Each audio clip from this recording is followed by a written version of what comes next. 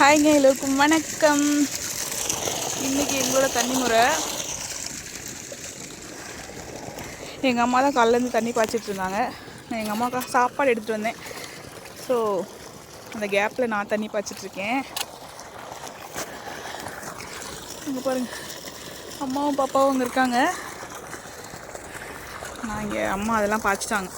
மிளகாக்காடு, அப்புறம் குச்சிக்கிழங்கு நட்டுருந்தாங்க. இது வந்து சோளம். இது வந்து போன மாதிரிக்கு போட்டோங்க. ஆக்சுவலி அக்கா தங்கச்சி 3 பேர், ரெண்டு நாள் ஒருத்தருக்கு 4 நாள் கழித்து இப்போ 5ஆவது நாள் எங்களுக்கு திருப்பி முறை வந்திருக்கு. இப்போ இன்றைக்கும் நாளைக்கும் எங்களுக்கு முறை. இதில் வந்து இந்த சைடு இப்போ பாய்ச்சிட்டோம்னா அந்த சைடு நாளைக்கு பாய்க்கணும். இன்னும் அந்த சைடு முருங்கைக்காடெலாம் இருக்குது, அதுக்கெலாம் பாய்க்கணுங்க. சின்ன வயசுலலாம் என்னடா இது விவசாயி பொண்ணு பசங்கள்லாம் எப்படி ஃபீல் பண்ணியிருப்பாங்கன்னு இடத்துல நான் என்னோடய கருத்தை சொல்கிறேன்.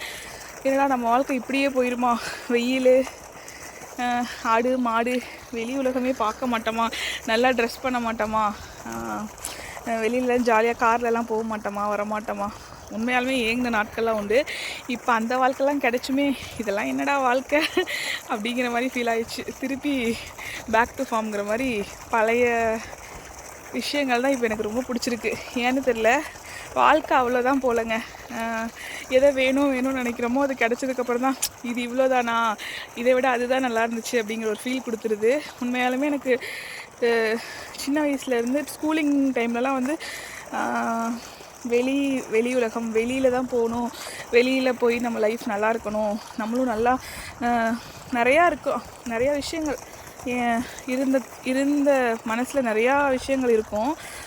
அதெல்லாம் தாண்டி இப்போ எனக்கு வெளியில் போனால் எப்போ ஊருக்கு வருவோம், சொந்த ஊருக்கு எப்படா வருவோம், நம்ம இது மாதிரி இந்த விஷயங்கள் இதுதான் எனக்கு சந்தோஷத்தை தருதுன்னு சொன்னால் எல்லோரும் ஒத்துக்கிறீங்களா இல்லையான்னு தெரியல. பட் ஆனால் என்னோடய ஃபேக்ட் இது தான். எனக்கு இப்போ இந்த லைஃப் தான் பிடிச்சிருக்கு. சிட்டி லைஃப் என்னடா ஐயோ அது எனக்கு சுத்தமாக பிடிக்கலங்க. ஏன்னு தெரியல. அது ஒரு மாதிரி, அது வந்து மற்றவங்களுக்காக எல்லாமே நம்ம வந்து ஆர்டிஃபிஷியலாக இருக்க மாதிரி இருக்குது. இதுதான் நிரந்தரம் அப்படிங்கிறத வாழ்க்கையில் பாதி நாள் கடந்ததுக்கப்புறம் தான் புரியுது.